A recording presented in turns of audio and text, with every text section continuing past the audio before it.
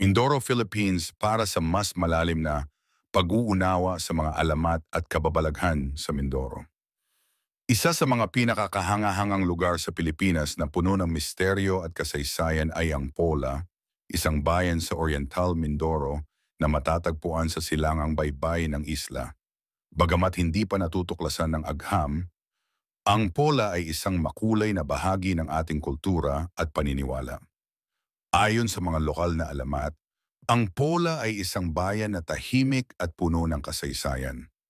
Ang mga bahay dito ay may mga kapis na bintana at kahoy na hagdang-hagdang sahig, doon na nagsisilbing paalala ng nakaraan. Bagamat madalas ay hindi napapansin ng mga turista, ang Pola ay unti-unting nakikilala bilang isang destinasyong pangkultura na naglalaman ng mga kwento ng ating mga ninuno. Ayon sa mga Tagalog ng Oriental Mindoro, ang santilmo ay isang bola ng apoy na itinuturing na kaluluwa ng mga taong nalunod sa dagat.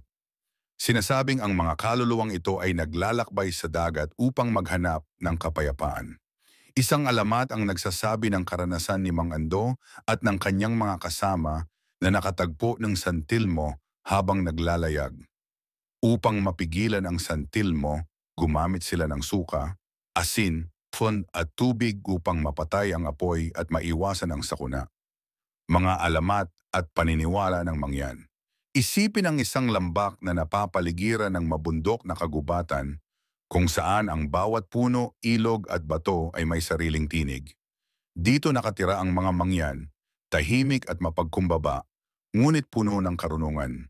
Ang mangyan ay ang mga katutubong naninirahan sa Mindoro bago pa dumating ang mga Kastila. Sila ay mayaman sa kultura at paniniwala.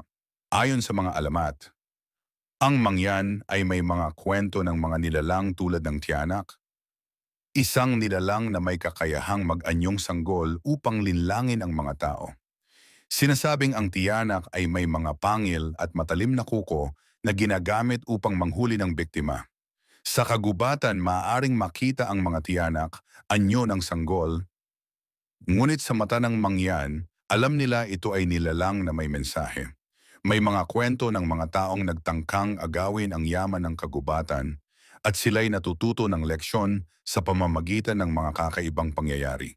Nawawala sa gubat, nadidiskubre ang lihim ng bundok o nakakakita ng liwanag sa gabi na hindi maipaliwanag.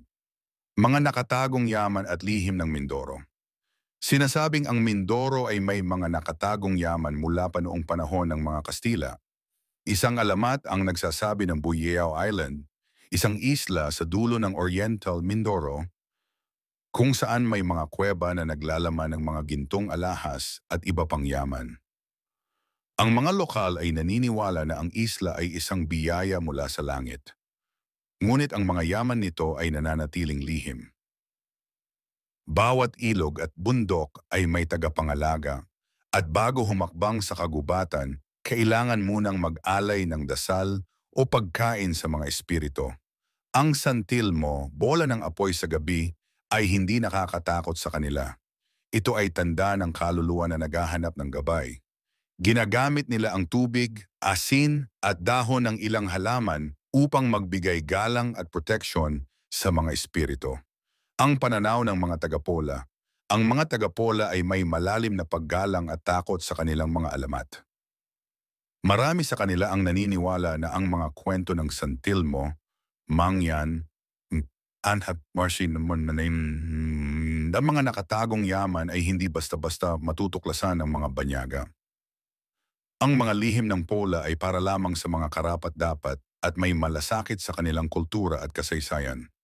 Sa kagubatan, maaaring makita ang mga tiyanak, anyo ng sanggol, ngunit sa mata ng mangyan, amaham nila ito ay nilalang na may mensahe.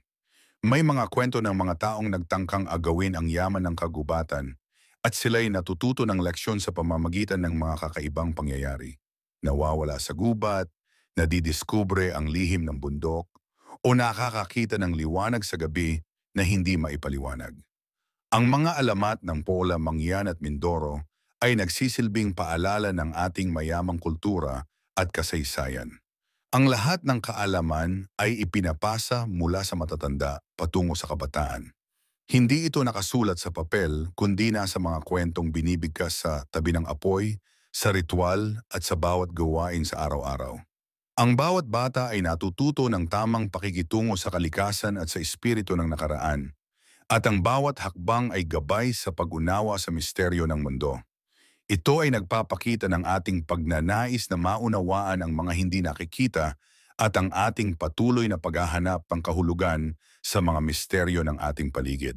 Sa susunod na talakayan maaring mag-comment para sa panibagong storya. Maraming salamat